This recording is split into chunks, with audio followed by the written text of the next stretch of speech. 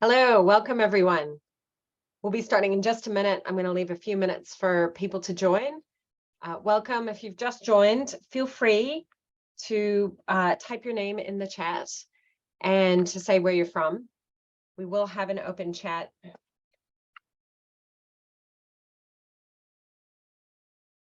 Just as you're joining, feel free to drop your name, where you're from, chat amongst yourselves for just another minute or two while we wait for everyone to arrive.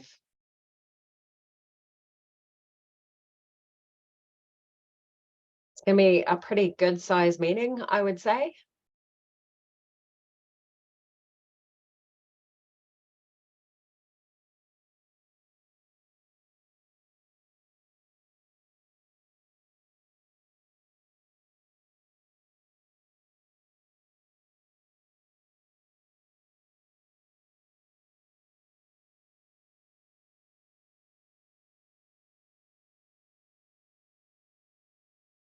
I think people are still arriving, but it's starting to trickle in, so we'll get started in just about 30 seconds.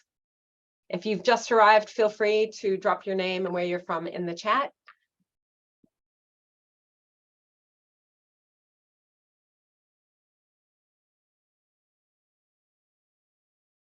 Right. I'll just open with a karakia now. Kia tau te rangi marie, o te rangi e tune, o papatua nuku e tatkotone. O te taio e awhine ki runga ia tato, tihe moriora. May the peace of the sky above, of the earth below, and the world all around rest upon us.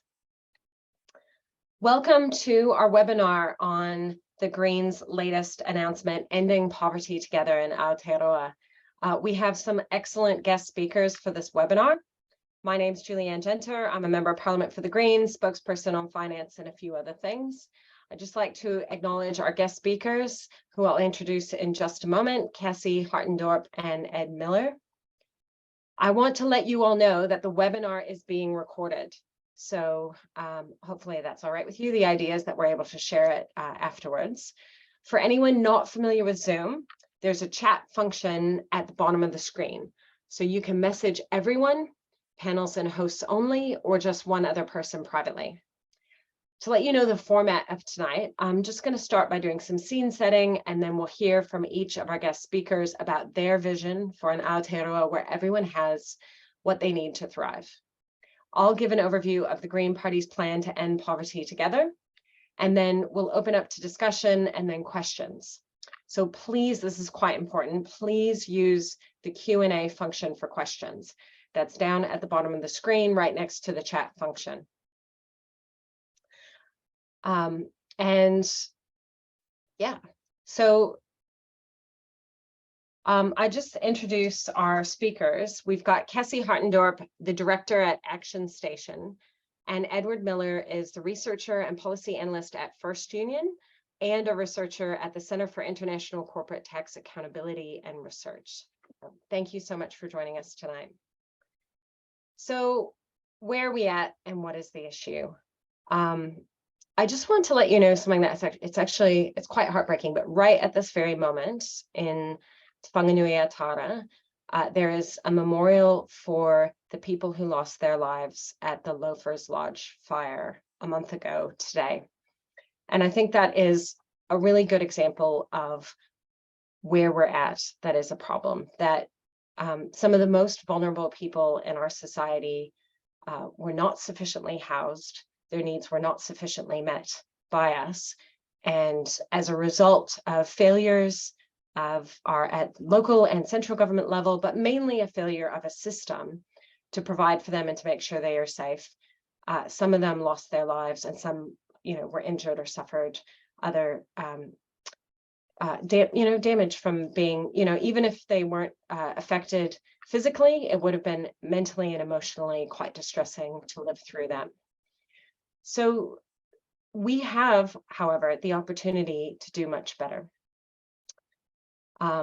We have a story in Aotearoa that we sometimes hear from that we're not a rich country, that we have to rely on foreign capital or money from overseas if we want to invest in things. This is a story from the right, and it's really a story that excuses the current situation that we're in. The reality is that we have a lot of abundance here in Aotearoa. We have water, we have amazing natural resources, we have land, we have people. And if we invest in looking after our people and taking care of them, then we can work together to ensure that everybody in our country has what they need to thrive.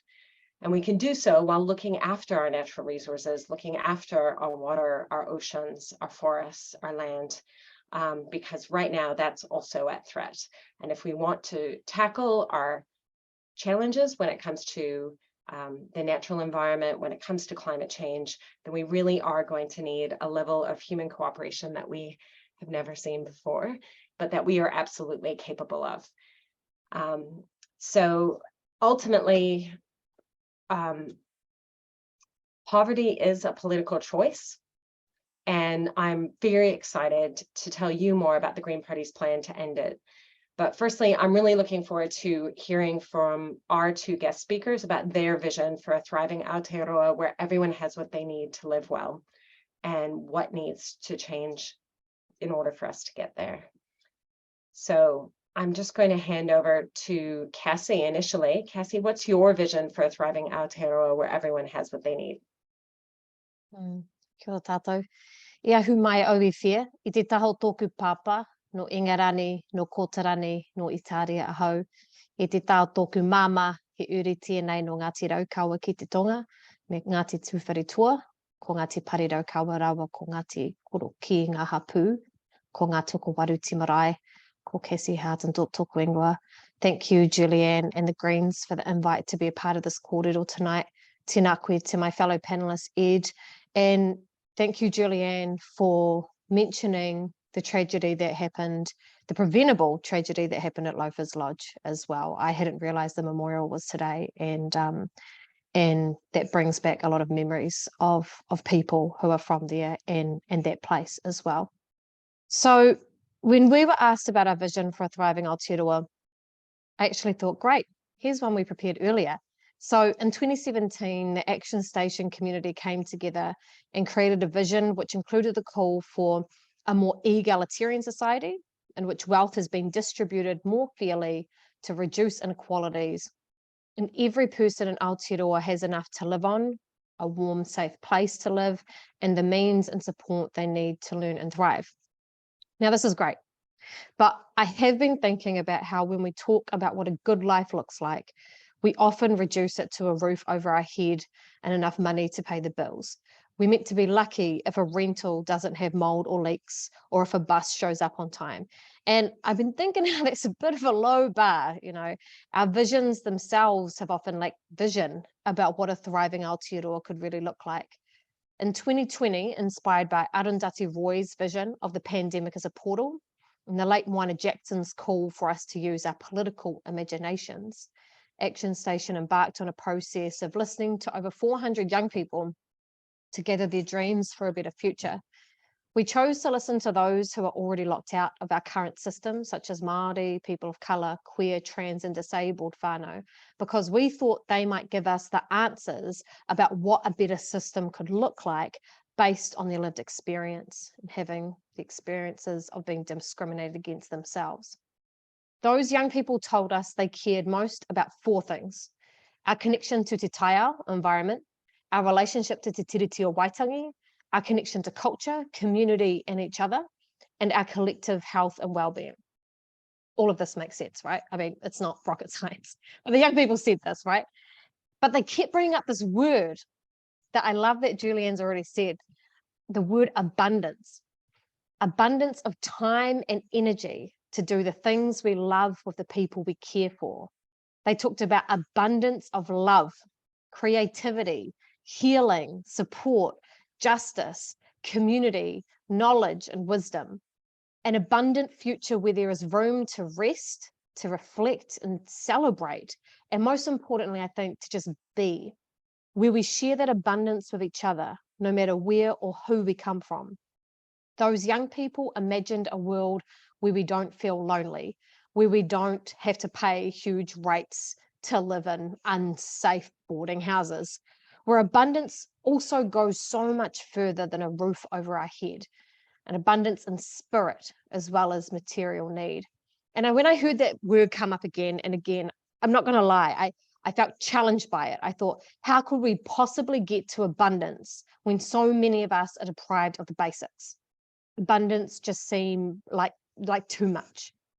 But then I thought of my tupuna Māori from Ngāti Raukawa who migrated from Maunga Tautari in the Waikato to Kapiti in the early 1800s. Before cars, before roads, they travelled down the island to start a new life together. When you read the English interpretations of the way Te Paraha talked about why moving south was there, the term abundance literally comes up over and over again, of food, of resources, of trade, of a better life. And I thought of how abundance shows up whenever I'm at my marae, or any marae for that matter. We joke about being on marae time, but it's actually true. And in a way, on the marae, time slows down. Children suddenly have all the time in the world to play. We have time to kōrero, to make decisions together, to be with the whenua or our ancestors, to just enjoy each other's company. There is abundance through collectivity. There's lots to do, but there are always enough people to help so the potatoes get peeled real quick and you know that someone's uncle will drop just enough meat into the chiller. And the kai itself is always abundant. We are generous because we know that having enough for leftovers or bringing out that extra special delicacy is a matter of respect and care for the people who visit.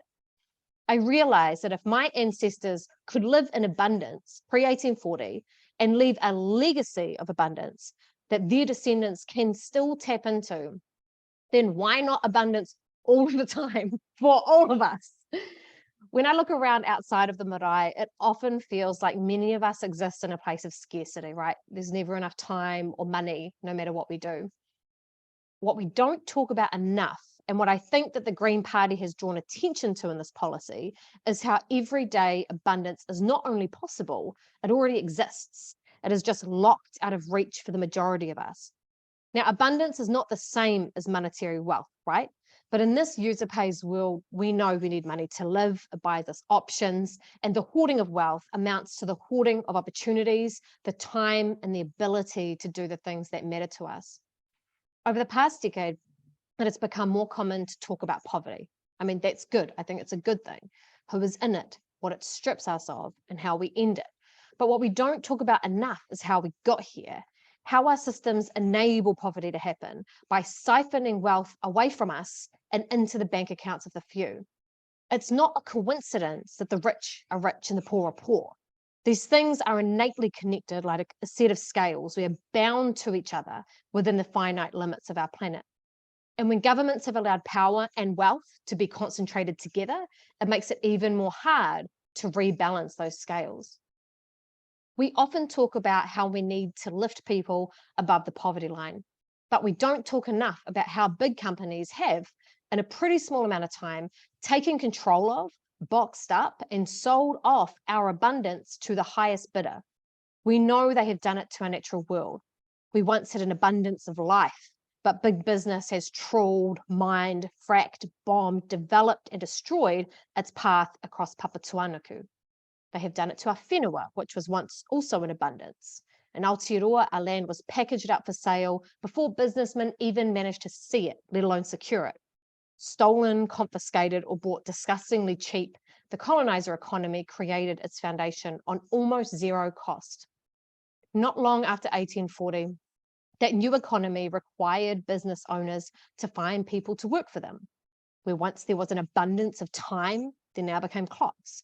Where once there was freedom to live in rhythm with the natural world, trade in accordance with need and with mana, and maintain the relationships that sustained us, there were now jobs. What we don't talk about enough is how millionaires didn't come from nowhere. They have been able to grow their wealth on the legacy of colonization, extraction of resources from the environment, low wages for their workers, and even from the public infrastructure we have, such as roads, railways, and water pipes. What we definitely don't talk about is how some corporations could not have formed their wealth base without first having slavery and genocide. I say this because I think most of us, even myself at times, believe that the mega wealthy somehow deserve their wealth and earn their wealth, when in reality, it has been created from our collective effort, from racist exploitation, from shared pain, from taxpayer money, not that they like to talk about that, and from our natural world. On the marae, our abundance comes from what we can do together.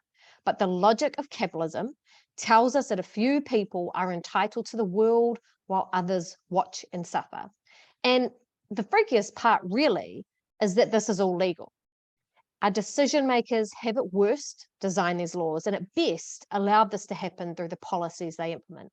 So what is getting in the way of abundance for all? Now, everything. The decisions of a few about who gets to keep the collective wealth that was created by many and given by our natural world. What needs to happen to change all of this? Don't worry. I've got 4 very simple steps. Firstly, we need to remind ourselves that we can design better systems than what we have. The economy is not natural. It is not like the tides that push and pull in sync with the earth and the moon. It is not magical or mythical or incomprehensible. Its rules are created by people, and so they can and they must be changed by people. Recently, ActionStation held a webinar called Economics for the People. And in it, Jane Kelsey told us that partly what allowed the brutal economic reforms of the 80s was in part widespread economic illiteracy. We must know in detail about the economic decisions being made about our lives and be ready and willing to challenge them. Secondly, we must draw from the ancestral legacies of abundance from this whenua. We must consider what has been taken from Māori in order to ship over a new economy and build up the capital that would later be used to strip us of our land, our resources, and culture. This simple step, so simple, just means constitutional transformation that honours Te Tiriti o Waitangi so that Māori have a true say in shaping our economy of the future based on our values of whakapapa, manaakitanga, kaitiakitanga. Thirdly, we must redistribute our wealth and create systems that make sure money and power are no longer concentrated in a few hands. There is no future in this chasm of wealth inequality that will only result in more social violence and state-sanctioned suffering. There are different ways that wealth can be distributed, and tax is one of them. So we already have a system in place to redistribute the resources. So let's use that, I think. ActionStation is currently campaigning to increase the taxes that large corporations pay. So for us, it's not just about the individuals who are rich, but the systems that extract wealth from people every day. The government has the ability to rein in large corporations and create policies so that this extraction becomes impossible. Only then, I think, we will start to see poverty truly decrease and the scales rebalanced. ActionStation is independent from government and political parties, so we get to ask the hard questions and talk about the things not often talked about and hold decision makers accountable because, frankly, we don't need votes, which helps. We have an action planning Zoom next week, and I do invite you, if you're quite wrapped up about the role specifically of major corporations playing in causing and maintaining poverty, do join us. And the last very simple step is that if we're serious about economic justice and rebalancing the scales, and I hope we all are, we need to be building a wider movement that can change our current system. The task of tackling wealth inequality is not an easy one, and I don't have to tell you all that, because if it was, it would have been done by now. But we know that the concentration of big money and political power has made it difficult to even feel like we have the right to question how our economy works. I'm not an economist, but I don't need a degree to know that something's not right and that it affects us every single day when it comes to shopping at the supermarket. So we need people like you, all who are here tonight, to be a part of something bigger. I think the Greens know that. We've got to be everywhere in our schools, our workplaces, our hapu, communities, and in the halls of power as well to change the course of where our economy goes. So that's it, folks. 4 simple as steps to get us to abundance. And I reckon we should settle for nothing less. Nō reira, tēnā koutou, tēnā koutou, tēnā tātou katoa. Kia ora, tēnā koe, Kassie. Thank you so much for your kōrero. That was really interesting and resonates so much for me. I was thinking that we'll get into the specifics of the Green Party's plan and how that addresses some of the issues you've raised. I wanted to just welcome anyone who joined after we started and say that there are, you can put questions into the Q&A tab at the bottom of the screen if you would like, and we'll try to address those questions once we've gotten through the rest of the program and the panel. And if anyone needs closed captioning, there's an option to choose to show captions. So please do use that if you need to. Now I'd like to invite Ed Miller to share his vision for Aotearoa and how we could have a situation where everyone is thriving here. Oh, kia ora. Thanks, Julie Anne, and what a extremely amazing act to follow, Kassie. That was an inspiring vision that you've laid down and a great way to start the evening. Look, I'm really honored to join you guys tonight. I'm the researcher at First Union. First Union represents 30,000 private sector workers in the transport, logistics, manufacturing, retail, and finance industries. We consider ourselves to be like a struggle-based union, which means that, you know, while our activism kind of necessarily begins and continues in the workplace, we're pushing towards broader social transformation. So it's great to be able to have this discussion with you guys tonight about some of those broad vision views. We're not affiliated to any political party, but we're certainly not shy to support political policies that we think are going to move Aotearoa towards in a better direction for people and for planet. If I were to try and sum up, you know, our top line vision for what a thriving Aotearoa looks like, I would say that it's one in which everyone, but in particular low-income working class communities, whether employed or unemployed, have adequate access to enough income to be able to pay the bills without having to be working every single waking hour. That's sort of, if I were to condense it into a single thing. I mean, at the same time, workers need to be safe on the job, right? We need to make sure that we're able to come home, that our employers are investing in sufficient health and safety initiatives to ensure that we can come home at the end of the day, and that the whole host of other rights that we should have as workers are respected habitually, not just from time to time. Our primary approach to trying to achieve this is through the collective bargaining mechanism, but we engage in all kinds of advocacy and campaigning as well. Our vision would also probably have to include discussion about access to being able to enjoy decent public services, you know, affordable access to housing, health, education, and care. And I would I guess, add the proviso to the word affordable by saying that free is the most affordable, and that where possible, we should be trying to make all of those public services universally accessible and free.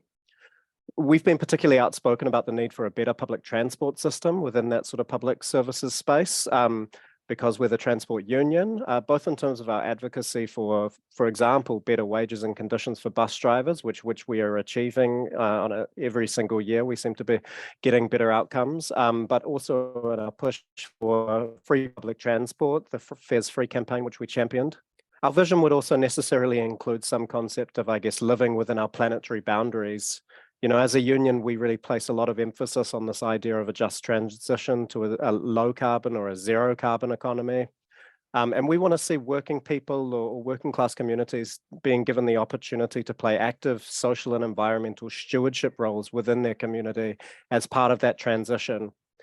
And of course, any vision of a thriving Aotearoa would have to be deeply rooted in Te Tiriti, you know, to be based on an understanding of the national legacy of colonization, the dispossession of Māori land, and the long-run economic and social and cultural impacts of that. Our kaiwhakahaere Sid Keeper leads our engagement with iwi on all of these issues, while our runanga is designed to play a crucial role in developing Māori activists to be leaders, not just in the workplace, but in their communities as well. Similarly, our vision would have to be rooted in an understanding of sort of the perverse distribution of global wealth that's been created by colonization, imperialism, and its sort of modern antecedents in terms of globalization and global supply chains. In this regard, we've been like at the forefront of migrant worker organizing here in Aotearoa. We're actively involved in organizing down global supply chains. And we've campaigned for decades, literally, like I've got a bald spot to prove it, against free trade agreements that are designed to put corporate interests ahead of people and planet, and that attempt to lock in domestic neoliberal policies here in Aotearoa. Of course, we've got a lot of money to put in before we get to this kind of vision, right? And it's ongoing, but I think in the wake of the pandemic, and I love the way Kassie put it, or just maybe borrowed from Arundhati Roy, seeing the pandemic as a portal, and so I think the cost of living crisis as well. It's the links between various fronts of struggle seem to be becoming clearer and clearer, and we're developing almost a joint diagnosis of the barriers that exist to reasonable and necessary action. We have a low wage, low debt, low tax economy that right now just simply doesn't have the financial depth to be able to respond to the increasing waves of social and environmental crisis that seem to be growing and coming at us year after year. More and more, we actually know why we can't have nice things, to put it bluntly. It's because we're unwilling to put the rules in place to pay for them. And nice things, I mean housing, education, health, justice. I think this kind of puts us in a position where we just have to ask the hard questions about how we distribute wealth in this country, and what the mechanisms are that enable that distribution, and what we can do to change them to benefit working people. And I know that every time you start saying this, there are a bunch of standard right-wing responses that tend to get trotted out every time we start talking about raising working people's income. The primary one is to acknowledge that, we need to raise incomes. It's an important objective, but first we have to raise productivity. And there might be some logic to this in the abstract, but in the New Zealand context, it simply defies history. If we could chuck up the first graph there, in the last 30 odd years, productivity in Aotearoa has grown twice as fast as wages. So you see the orange line is labor productivity as a percentage of growth, and then that blue line is real wages, so wages that are adjusted for inflation. And the first sort of 7 or 8 years of neoliberalism in the 1990s, national government wages didn't move at all. It's only until we got rid of the Employment Contracts Act and replaced it with the Employment Relations Act under the Clark government that we started to see wages climb through the 2000s. Labor productivity is very far behind, and I just wanted, you can put that graph away now. Productivity is often considered maybe quite a nebulous concept, but it has a really simple financial equation. It's economic output, so dollars, divided by the hours of work. But the implications for capturing those benefits for working people are really enormous. And I just want to give you an example from one of our sectors. So we represent retail workers.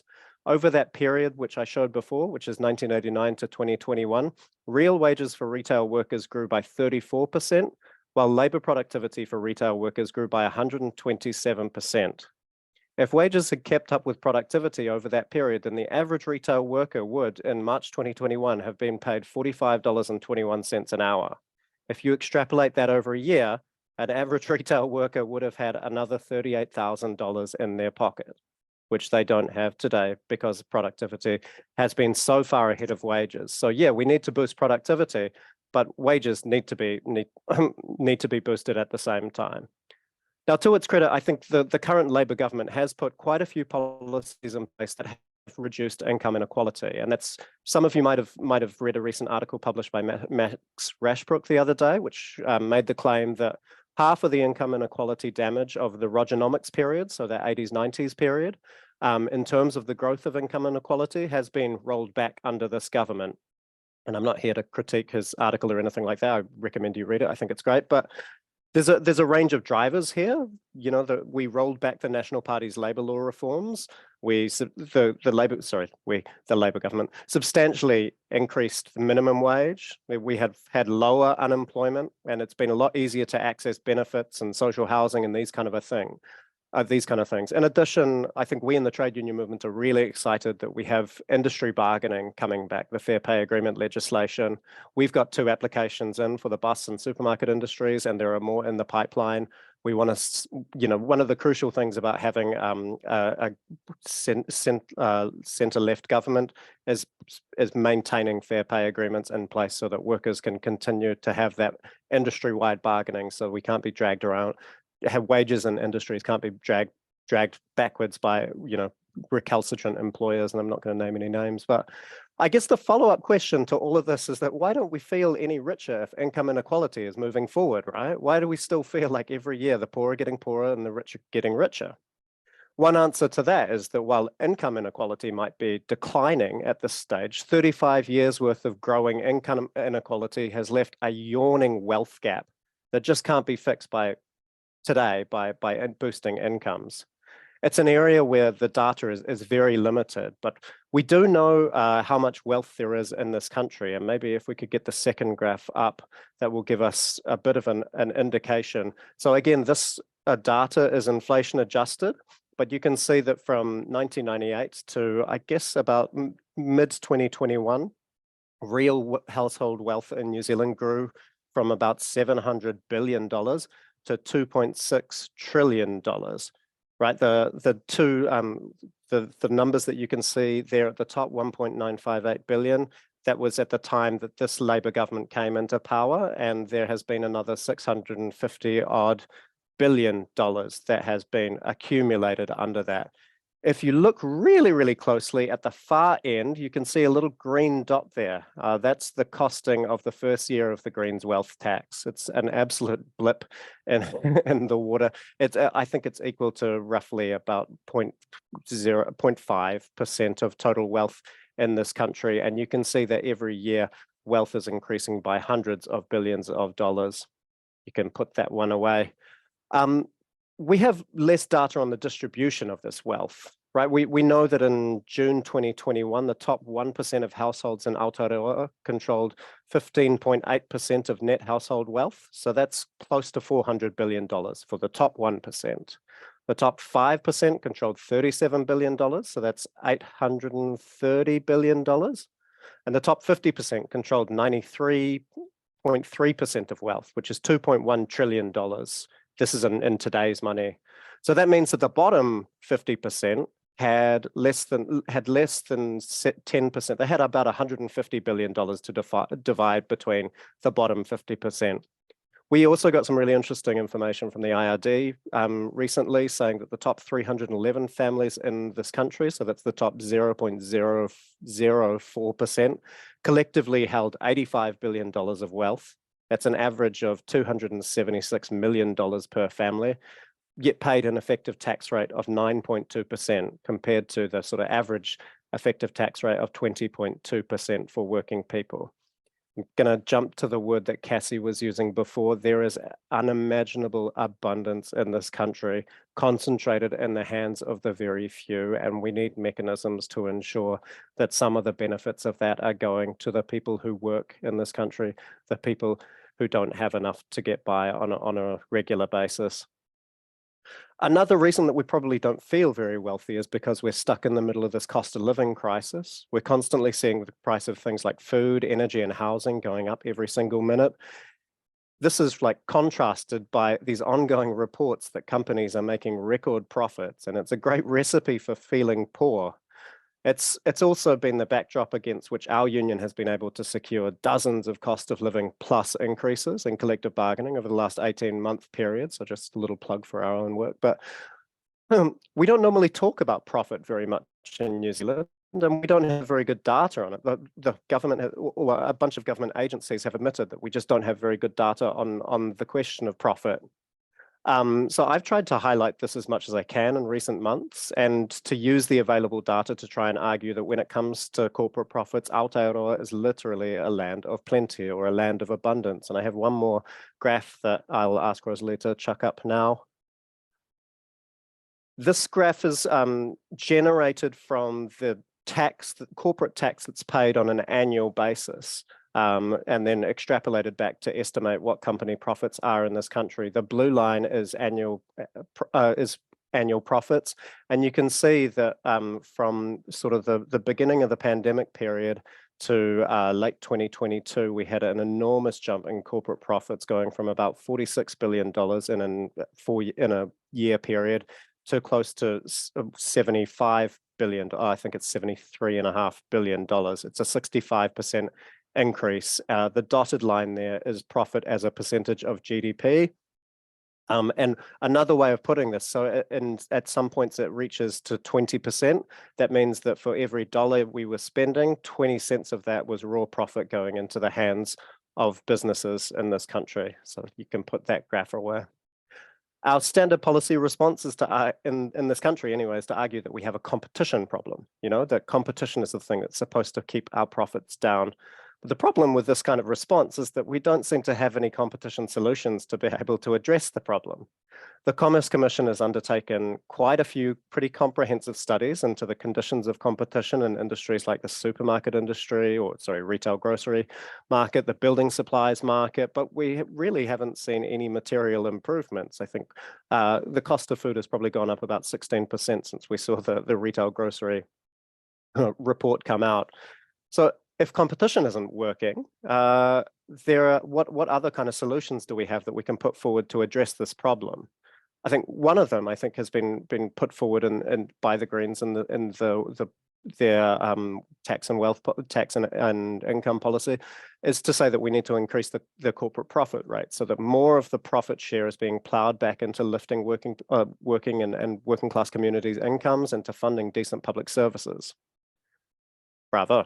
The other step, which I don't think is contradictory, I think they're complementary approaches, is that we need to be monitoring and regulating profit much more directly. Whenever you talk about sort of monitoring and particularly regulating profit, it seems to send a whole bunch of people into mad tailspins. But the reality is that the close monitoring of, for example, margins in the petroleum industry radically reduced profits that the fuel retailers were making and brought down prices for New Zealand consumers just a couple of months ago. The government sought to have this information available, and it's now regulated to control those prices much more directly. If we can do this in the fuel markets, we can do it in other markets. It's going to take some work, but all policy implementation does. So overall, I guess the point that I'm trying to make here is that the kind of Aotearoa we want to see, we want to collectively build, I guess, isn't just going to magically materialize as a rational byproduct of the free market. We need to collectively decide what it is we want, use our regulatory power to design it, and then use our revenue gathering power to finance it.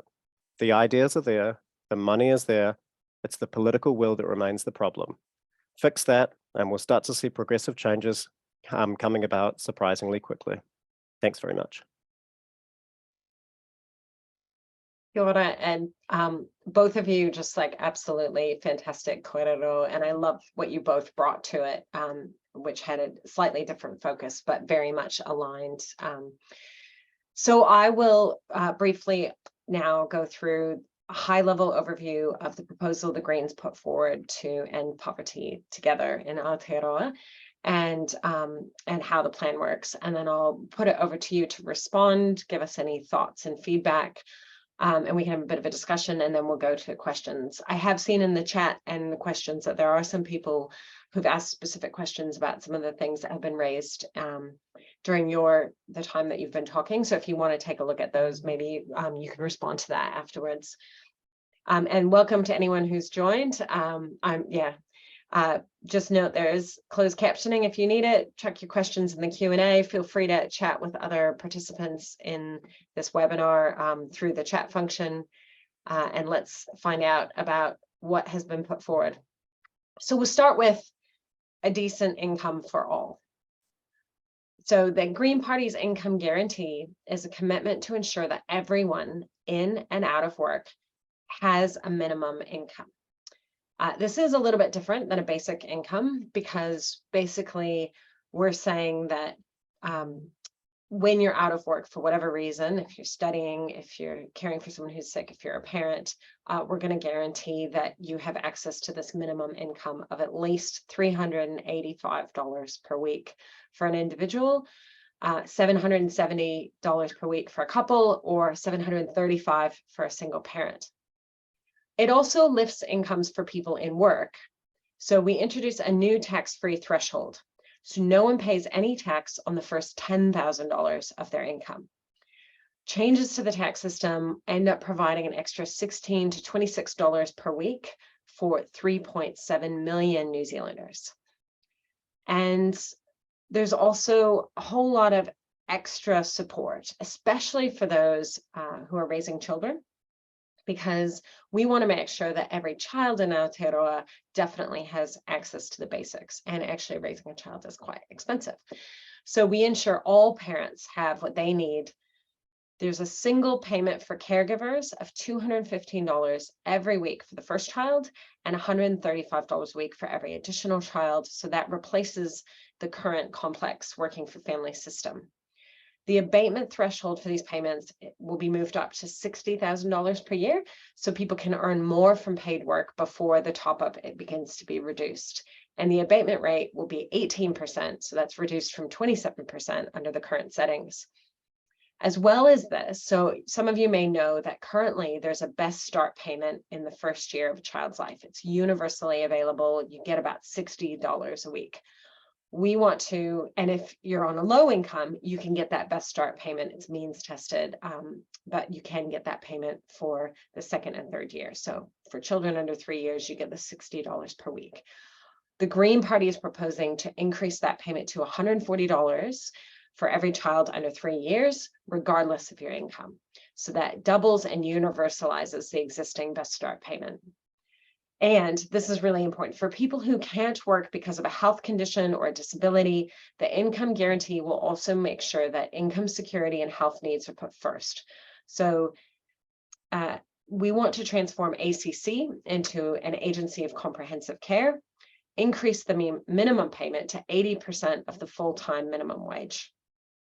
You know, we have this really unequal setup at the moment where if you have an accident and that means you can't work, if ACC approves it, you can receive fairly generous support, although a lot of times people have to fight for it, which is not ideal. But if you're out of work due to treatment for cancer or your disability that's made it impossible for you to work is more insidious, it hasn't been the result of an accident, you know, the current benefit is well below that. So we want to make sure that everybody has the same treatment and security. So how do we pay for this? There are some simple changes to the tax rules that unlock the resources that we need. We have proposed a 2.5% wealth tax on net assets over $2 million for individuals and over $4 million for couples. A net asset means that the mortgages and all other debt has been deducted from the asset total. We've estimated in our paper, and you can see this online, that you can go to, I think, like page 21 or 22 to see the assumptions in the model. But based on the data that was available to us and the model built for us by the Parliamentary Library, we estimate that this would really only affect the wealthiest 0.7% of New Zealanders. We've also proposed a trust tax of 1.5%. So people don't just have that incentive to move their money into a trust to avoid the wealth tax. And I think there's plenty of flexibility to make sure that if people don't have a good reason to have their wealth, if they don't want to keep it in a trust, of course, they don't have to. So that just ensures there'll be a minimization of trying to avoid or minimize tax. We've also proposed some changes to the income tax system. So we've proposed a new top rate of income tax of 45% on income over 180,000. So the top earners contribute more, while everyone earning under 125,000 will pay less tax. Interestingly, it might be worth noting that the 45% on income is actually the same as what is in Australia. And the changes to the income tax help us pay for the tax cuts of the first 10,000 being tax-free, which applies to everyone. So it's a slight rebalancing to make it more progressive. And if there's one thing that's clear, it's that New Zealand's tax system is really not very progressive compared to many other countries we would like to compare ourselves to. So that those on low incomes really probably pay too much tax, and those on higher incomes can afford to pay more in order to have a fair system. We're also proposing a new corporate tax rate of 33%. Now, that's actually just returning the corporate tax to what it was before National came into government in 2008. And the corporate tax rate only applies to profit. And because of the way the tax rules work, it's basically will mostly apply to those really big corporates. It's not something that is going to have a big impact on small to medium-sized businesses in New Zealand, because they don't earn that much profit. The big profit earners, and I'm sure Ed can speak more to this, tend to be, there's a couple of sectors that actually are not very competitive, despite decades of us trying to pursue competition as a solution.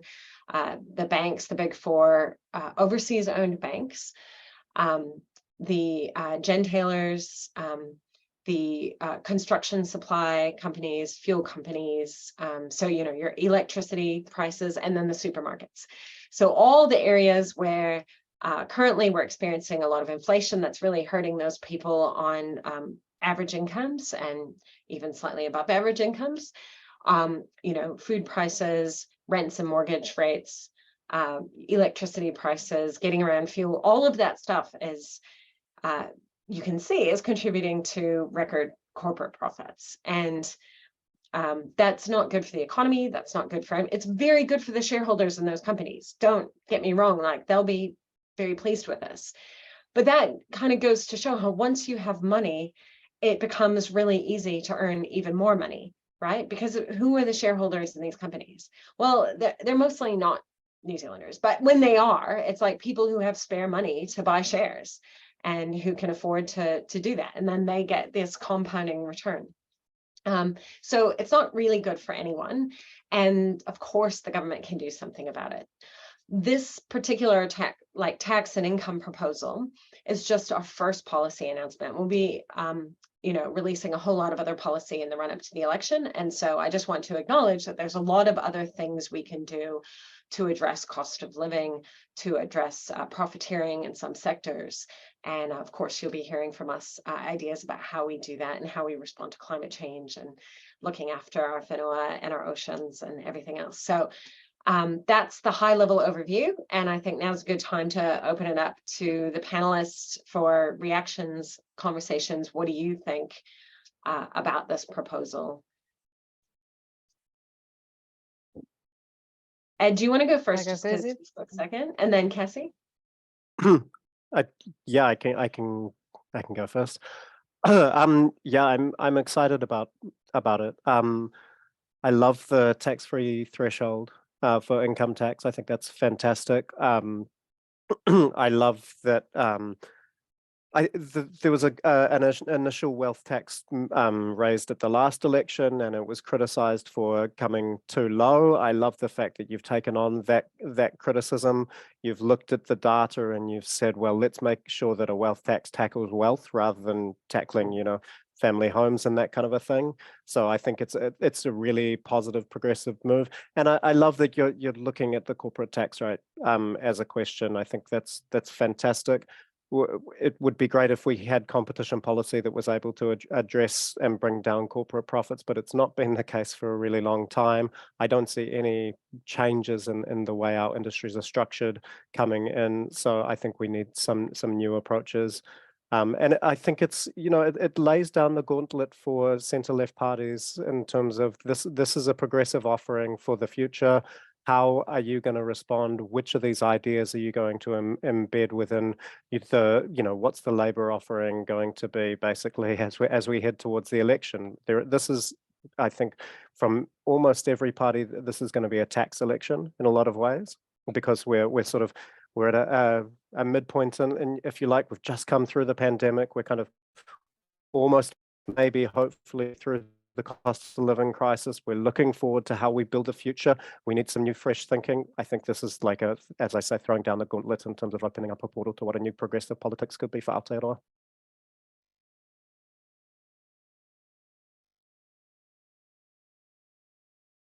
Yeah, I agree with a lot of what you've said, Ed. ActionStation supports this policy for a number of reasons. So we think it's based on the values of fairness and compassion, which our community shares. We think it's serious about ending poverty rather than just throwing band-aids that don't reach the people who are really in need. It recognises that people are struggling and offers tangible and secure income support, which I think is going to become even more important with future climate events and economic shocks. People need to know that they have enough income to be able to make it through these things. It also shares our call to redistribute wealth from those who have lots of it to those who don't, which will address some of the inequality embedded into our systems. It looks after people who have to stop working because of a health condition or disability. Like, we know the sickness benefit and disability benefits and anything like that haven't been working. They're not enough for the people who really need them. So this is great. It also proposes a new corporate tax rate, as you say, Ed, which specifically addresses corporate profits, which is in line with our campaign. We would have liked to see how a fairer tax system could also give back to our public services and take them even further. For example, we know Greens support a lot of things like universal free dental care and better public housing that looks after our waiting list, and Ministry of Green Works that enables a just transition. So we think that, there's more that wealth can be distributed into our tax system, into our public services, that gives us more. But we know that this plan here gets the money into the hands of the people who need it first and foremost, from the people who can afford it. And we think it will actually make a really concrete difference in people's lives, instead of not entrusting people with the money that they need to be able to live the lives that they deserve. So we support this policy, and just congratulations, Greens, on actually throwing it down and being willing to draw a line in the sand and say, hey, this is actually where we stand on economic policy, because you're right, we haven't had enough political courage to be able to do that. Thank you. Thank you so much. Well, that's good feedback. That's great. And don't worry, like, as I said, this is just the first of our policy announcements. And one of the key things in setting, there are a number of things you have to consider when you look at your revenue proposals. And one is like making sure there's a kind of alignment and, a logic. So like an alignment between marginal income tax rates at the high end and the wealth tax as the way it would tax the average return on investments or capital. And then there's also alignment with Australia. And, so there's lots of ways in which we've thought about it to make sure that we're doing something that's going to get the outcomes we want and be fair. But we're also thinking about, well, how do we make sure we have enough revenue to pay for the things we need? And having that income security for everyone just means, it takes away that worry. If whatever happens, if you're between jobs, if you're not in work, if you're studying, if your partner leaves and you're suddenly with 2 children, there's all these different things that can happen in people's lives. And I think what we haven't had is that sense of security. Too many people don't have that income security. So that's the first thing we've announced, but there's still more to come in terms of promises and public services and universal public services. So don't worry, this isn't all. Well, I just wanted to really briefly mention that I've seen, there's a lot of research that's come out in recent years about what a huge impact giving people extra cash and income security has on people's mental health, on their physical health, and on their ability to contribute. And ultimately, to get that abundance in Aotearoa for all of us, one thing we can't model is how much extra we will get from enabling people and giving them that financial security. So, we've been probably conservative with our estimate of the revenue that will come back to public services and the reduction in cost. Because if you don't have people living in poverty, there's fewer people in the emergency room. There's fewer people in prison. There's less money that has to go into the things that we don't actually want to have to spend money on. So, it's just at both ends, we can do better together by looking after everyone and making sure everyone has enough in the first instance. So on that note, I think it's time to go to audience questions. And there's been quite a few questions put in the chat. So bear with me as I try to both moderate and reply to as many questions as possible. And I'm going to throw it open to our panelists as well to answer questions. So feel free to put in questions for the panelists. And let's see, let's start with, would the $385 a week income floor apply for each individual, or does it depend on what your partner earns? And would people have to apply for this payment through WINS? I think the specifics, I think that's a really good question. And the specifics of the implementation are that we definitely need to completely change the culture at WINS and the process. And so it would not be like the current setup. We want to make something that is much easier to access, that is free from judgment and intimidation. I believe it does. There is while it mainly applies to individuals, there is some sorry, I'm not answering this very well. I think the answer to this is I can't completely answer that question about whether it depends on what your partner earns, but there is a way in which you don't want a situation where somebody who's incredibly wealthy and it's not like a universal basic income that the partner could then apply for this. There is some means testing just to make sure that we've got the most money possible going to the people who really, really need it.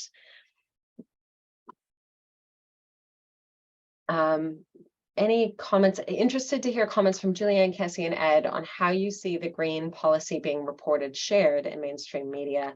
What impact do you think it is having on mainstream political narratives?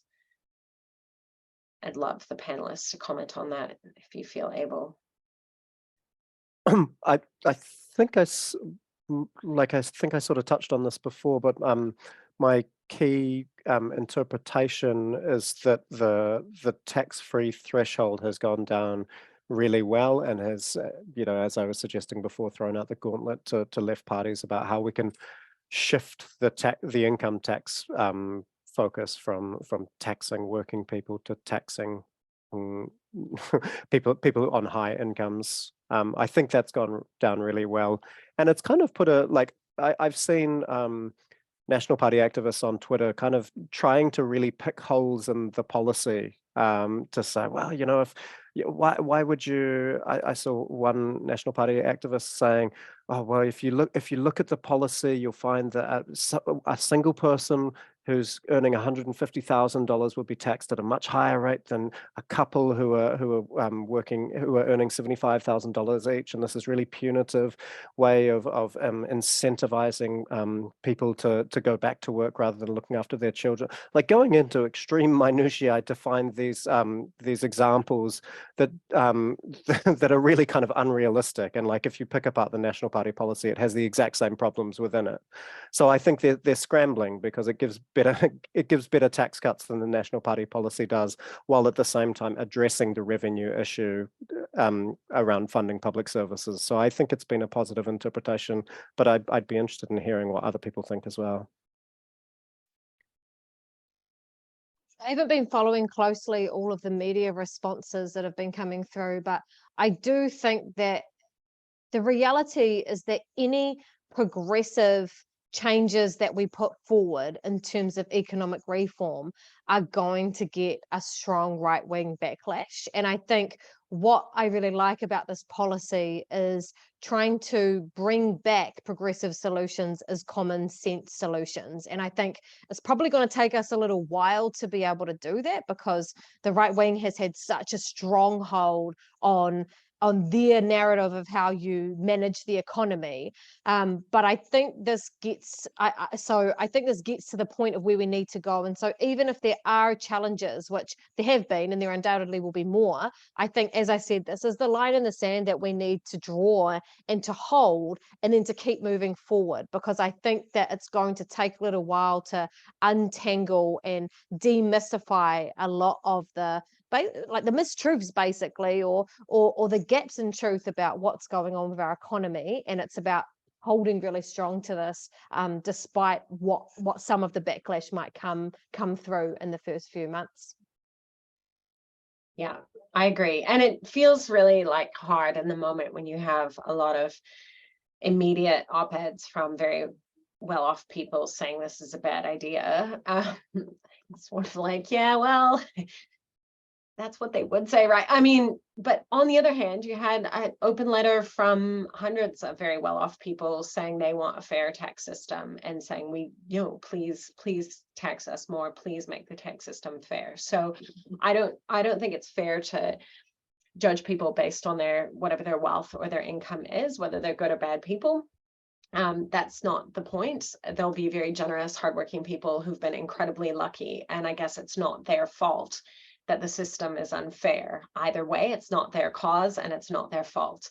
And the point of this is not to demonize people based on how much wealth they have. It is to say we need a fair tax system, and we can have one, and we can have a fair society. We don't have to live with this extreme disparity in wealth and income. And all of us, especially those, I think, who are very wealthy, are better off in a society where we don't have poverty and we don't have children growing up in cold, damp, unhealthy houses without the security of being able to go to the same school because they can't live in the same neighborhood with a community, or who don't have time to spend with their parents or their caregivers because their caregivers are having to work 3 different jobs just to make ends meet. We're all better off when we all have that a bit of financial security, healthy, affordable homes, and healthy, affordable food, and the ability to get around and spend some time together. Because what's the point otherwise? We're not just rats on a treadmill. Well, or maybe that's what it feels like now. People are on a treadmill, and where is all that value going? Well, a much more is going to those who've been lucky enough to find themselves at the top than in the past. At other times in history, things have been shared more equally. And if we don't actively work to reallocate, it will naturally go in that direction. Can I add something else in, Julie Anne? When we held a webinar on economics for the people, and I can see in the comments, and since I started talking about tax, what I've realized is that people are all about, have you thought about this tax? Have you thought about that tax? What about this formula?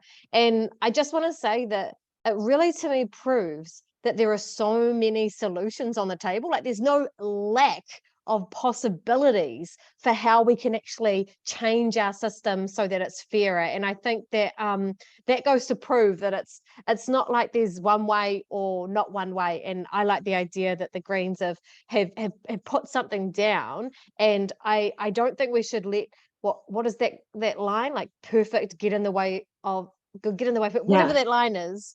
I don't think we should do that, but what it tells me is that there's so many options. Don't let perfect be the enemy of good. Yeah, that's the one. Be the enemy of good. Like, I think this is, yeah. I think it's good, like, critical thinking to be like, well, how would this specifically be implemented? But just finding, like, every little niggle, there will be no perfect system, and we'll work it out and we'll find solutions. But we have to go in a different direction. We have to start moving if we're going to go in a different direction. I have seen somebody say, when and who is going to respond to National's claims that Norway shows wealth tax doesn't work? And I think that's a really good point. And I'm quite happy I'll raise that with our comms team if we want to put out. But we don't want to do too much myth busting, because we don't want to be responding to the claims that National is making and kind of amplifying them. But what I can say is that there are a whole lot of other countries that have wealth asset taxes specifically, and that includes Belgium, Norway, Switzerland, France, Spain, Argentina. Most countries have capital gains taxes, which is an alternative way to address wealth inequality, although it doesn't necessarily provide as smooth an income or revenue path for public services. But it would raise income, and the Greens have supported a capital gains tax and would still support one. The very specific situation of Norway, I'd say that the settings that we've proposed sufficiently mitigate the risk of capital flight. The really big elephant in the room, if you will, is land and property, and so that can't leave. So the landlords can't, like, pick up the house and take it to another country. And even if they did go to Australia, they've got capital gains taxes. So, and then, I guess the fact that we have almost no other taxes on capital gains, we don't feel, whereas, like, Norway has quite a lot more tax than New Zealand does. And they've used their revenue from their sovereign, they've had a sovereign wealth fund for their revenue from natural resources, which is very kind of carefully managed, and have tried to spread that in an equitable way. So we just don't think that what we're proposing puts us in a similar situation to Norway at all. Next question, unless the panelists want to jump in, are there any questions you see you'd like to particularly respond to? Just let me know if so. Ed. Yeah, there were a couple of questions about gentailer profits and whether we should be nationalising gentailers. And I just thought I'd take it as an opportunity to plug a report that we published last year, which I'm just putting the link into the chat. It was First Union, CTU and 350 together.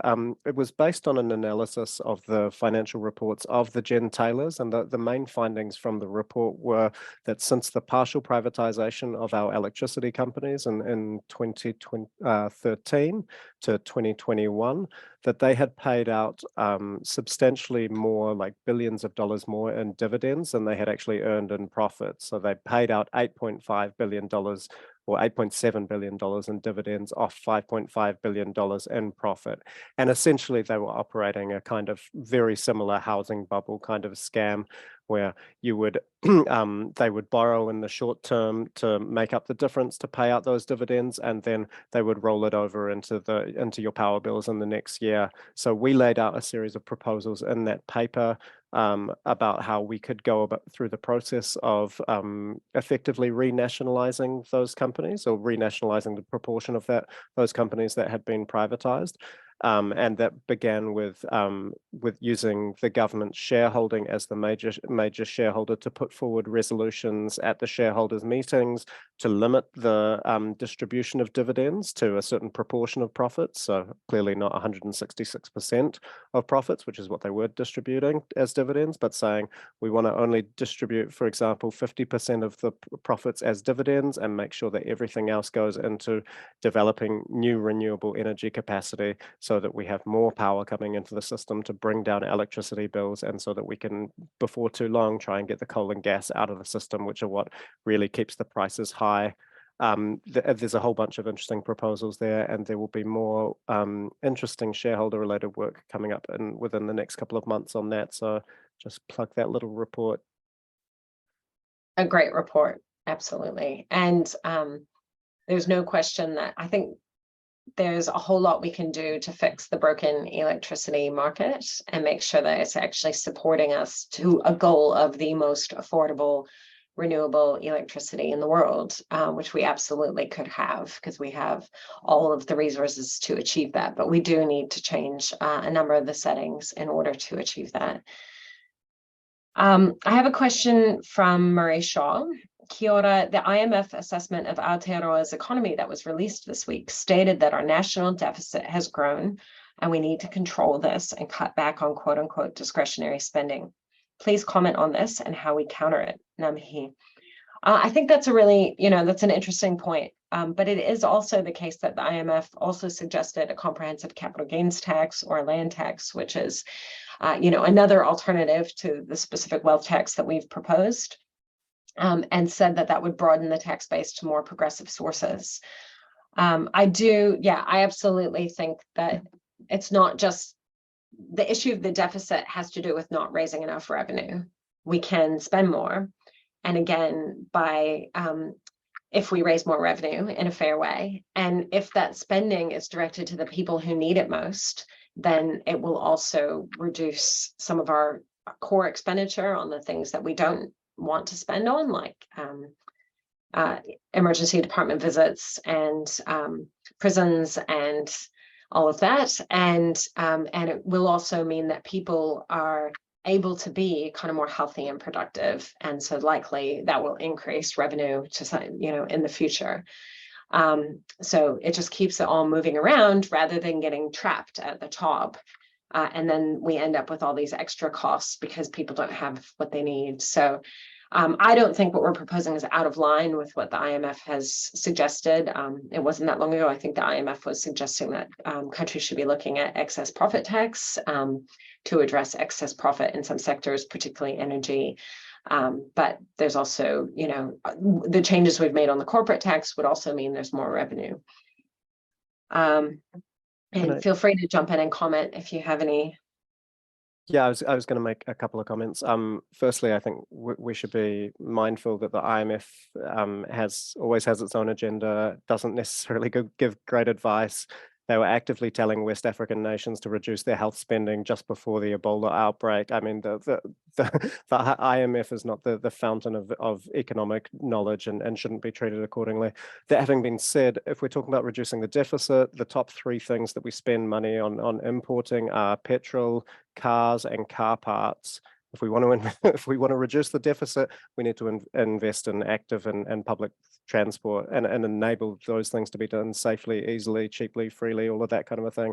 Expand the public transport network, make it cheap, make it free, and make sure that we have enough workers, bus drivers who are decently paid, or you know, other forms of public transport. We can bring down the deficit really, really quickly. Yeah, I was going to mention that I could think of some motorways that we didn't need to spend money on, and some tunnels that we don't need to spend money on, although we're not actively spending money on those, so I don't know if that counts. But I certainly see an opportunity to spend the transport budget in a way that gets much better outcomes for our people, our communities, and our Tatayo and our climate.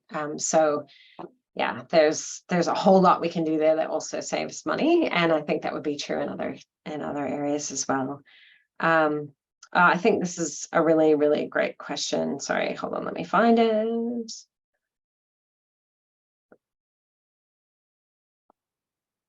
There's so many good questions. I'm just juggling them.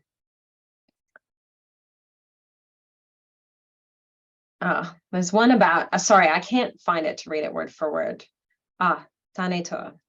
The elephant in the room is that wealth inequality is neo-colonialism. The vast majority of the wealth is in white hands, while the vast majority of poverty is in Māori communities. How can we address that?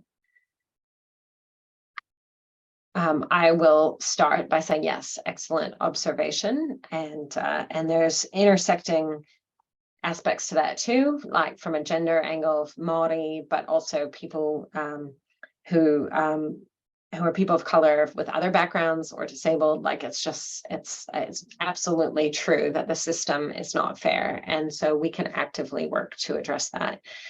You know, in the first instance, this policy does that, but we have other policies, and some of that Hoki Whenua Mai we started to talk about earlier in the year, but we haven't released the full policy. But I think what Kassie said in the beginning about constitutional transformation that really recognizes te tiriti and really enabling more self-determination for Māori as tangata whenua in both how governance decisions are made for our public affairs, how public services are delivered, so that it can be by Māori, for Māori, in a way that works for them culturally, will go some way to ensuring that the redistribution also addresses other areas of injustice and inequality. And honors te tiriti, that's the most important thing, right? I don't know if you have any comments, Kassie or Ed? I just agree with the question, and as I mentioned earlier, you know, the building up of capital within Aotearoa could only happen on the dispossession of Māori land and of Māori lives and of Māori culture. And so, as I mentioned, these things are really intrinsically connected. And I think that we're right to be having these conversations. And, you know, further to what you were saying, Julie Anne, and what I mentioned before, you know, Moana Jackson, when he went around and held over 150 hui with Māori around the country, the question was about how do we want to govern? What do we think the values of our country should be based on? How do you think the country should be governed? And what came back time and time again is actually Māori need to have mana motuhake and tino rangatiratanga, or self-determination over our own collective lives. And so I think we need to be thinking about this in terms of what does it mean to have Māori at the decision-making tables around questions of what our economy is going to look like, while knowing that economy looks and feels different to different Māori and around the country. There's no one homogenous way of thinking about it. But what we do know is that Māori have been locked out by design about conversations about the economy, because the reality is that our ideas about what an economy could look like do not fit with the current paradigm. Yeah, so I'm quite inspired by Dr. Manuka Hinari, who talks about an economy of mana, right? Before we had an economy that we know now, we had an economy of mana. Mana was what gave us currency. It's what was always in a place of flow, of movement, of channeling up and down and back and forth and all these kinds of things. And so what would a Māori economy look like might be vastly different to what a Tauiwi economy might look like. And I think these are the conversations that we ultimately need to be having, because we might not be on the same page around them.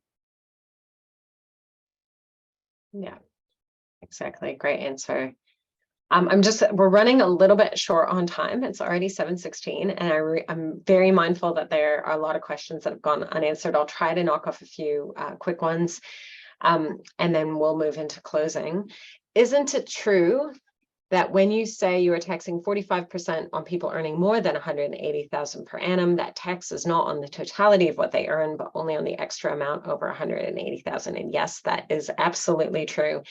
And perhaps we need to have a clear way of explaining this. I remember looking at the Australian tax code and thinking that the way that they laid it out made it very clear how much you pay, on each bit. So you wouldn't mistakenly think that if you earn 180,000, you're paying 45% on 180,000. The 45% is on every dollar above 180,000. So you still take home the majority of the dollar you earn, but also you're paying lower tax rates on the first bits of your income. So the effective tax rate is lower than 45%, quite a bit lower.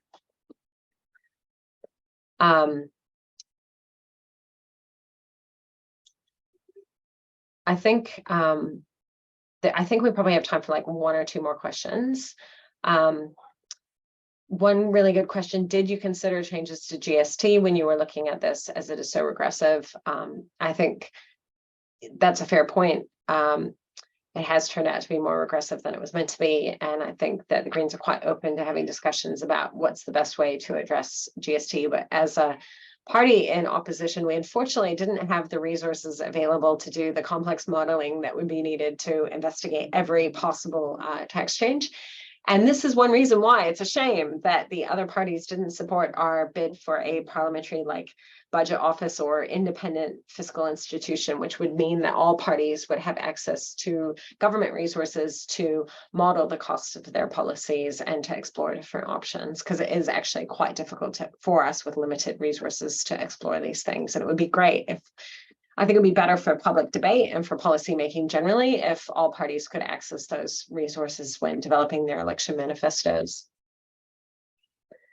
And so that kind of goes for phasing out GST on food, or introducing a capital gains tax. Catherine Chung, I just want to say, I've really heard the case that's being made for phasing out GST on food, and that it is possible other countries do it. But really, it was just the inability of us to do the modeling that would be needed to be able to fully explore what the cost of that would be. But I think we're certainly open to that discussion, and we would definitely still support a capital gains tax if that becomes a possibility. Here's a question from Gary. He says it's for Edward. I think we could all answer it, but thanks for your presentation. What is the best response for those who criticize the recent government examination of tax avoidance by the richest New Zealanders that showed they pay 9% tax compared to the average worker paying 22%, which you quoted? Critics cry foul, saying it measures unrealized gains and asset values. What are your thoughts on that? It does measure unrealized gains, but the point of having unrealized gains is to realize them at some point. So it's at the point of sale that they will be realized, and that would be the point at which you would clip the ticket in any form of capital gains tax. In a wealth tax, it's a little bit different, I think, because you're taxing based on the existing valuation of assets. So it would be kind of an ongoing process, including unrealized gains, and that is what it is. And in our policy, we did say, most people who have this level of assets, remember this is less than the top 1%, have access to cash. If they don't, they could always defer to the point at which the asset was sold. And so it would just sort of accrue. And at that point, it acts like more like a capital gains tax in that respect. And that's totally workable. And it is possible that some people would change up their financial affairs in some ways in order to respond to the tax. But we think we've found the settings that mean that they would still be contributing a fair share to our country, even if they made slight changes, like say they paid themselves a higher salary, and that reduced the valuation of the company they own. Well, then they'd still be paying income tax, and that would be good. So, yeah. The other thing I was going to say is that unrealized gains still have a psychological effect on the holders of the assets themselves, right? When the Reserve Bank dropped interest rates down to 0.25%, part of the impetus was that is they know that when the interest rates are low, the asset prices increases, and when asset prices increases, people feel more wealthy, and therefore they go and spend money in the real economy. So it does have an impact in the real economy, even if it's not realized at that point. And then finally, wealth in New Zealand is so connected to housing. Very true. And I'm sorry, I don't know why my camera's gone all blurry.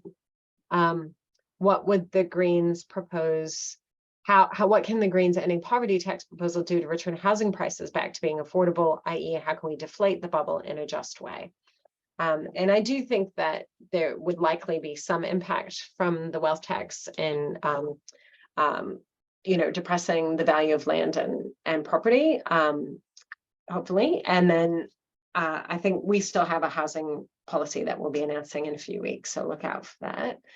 I don't know if either of the two panelists want to comment on housing and how we can make housing affordable. Kassie, do you want to?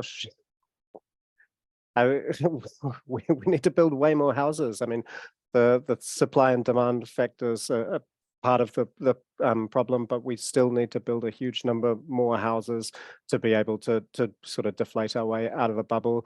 We have proposed a series of proposals that we want parties to take on that include the Ministry of Green Works to build. We want to have a direct procurement strategy so that we're building houses out of building materials that are being made here, stored here, and have the government play a key role intermediary as an intermediary between those processes to stabilize the cost of building materials and to use and to raise incomes so that people can afford to buy more houses at the same time. I think also I saw some comments in the chat which we support around the re-establishing a state advances corporation so that we can have really low interest rates for working people.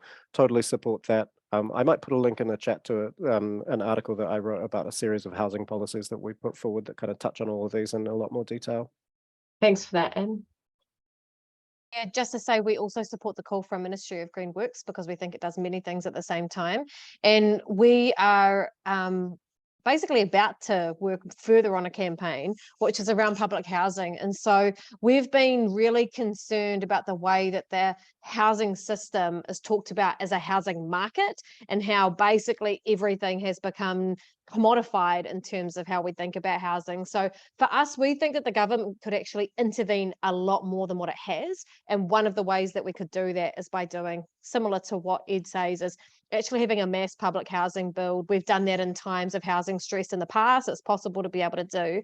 And we think that we actually need a percentage of public housing stock that fills our waiting list very seriously, but also goes beyond that, because right now our waiting list eligibility is very narrow. And so we want there to actually be able to be amazing, beautiful, incredible, stable, secure, accessible public housing for all the people who need it. And in doing that, that will start to bring rents down as well, because we're actually just not leaving it to the private rental system to dominate the so-called market. That's, yeah, awesome. Great stuff. Sorry, we have to wrap up now, even though I feel like we could keep talking all night. Just want to move to the panelists for any closing remarks you want to make before at the end of this. Ed, why don't you go first? I'm unmuted.